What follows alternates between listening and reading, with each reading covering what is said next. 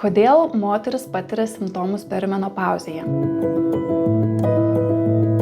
Apie 80% moterų nuo 1 iki 7 metų iki menopauzės patiria karščio pylimus, naktinį prakaitavimą, širdies plakimus. Ketvirtadalį vargina labai intensyvūs mėnesinių kraujavimai. Na ir daugelis skundžiasi miego, nuotaikos sutrikimų ir sumažėjusių streso toleravimu. Tiek visuomenėje, tiek tarp medikų yra paplitęs požiūris, kad tokie būtent simptomai yra dėl sumažėjusios estrogenų koncentracijos. Realybėje, moteris, kurios intensyviausiai patiria būtent tokius simptomus, estrogenų koncentracija būna žymiai didesnė ir labai šokinėjanti, o kito moteriško lytinio hormono progesterono labai trūksta. Tokiu atveju, jeigu stengsimės paremti estrogeną, gali simptomų nepagerinti, net skiriant pakaitinę hormonų terapiją. Palaikyti progesteroną galima ir skiriant vaistinius augalus, papildus, keičiant gyvenimo būdą, o kai to nepakanka, galima skirti ir bioidentišką progesteroną. Jeigu jums įdomu, kokia taktika tiktų labiausiai jūsų atveju, kviečiu pasikonsultuoti.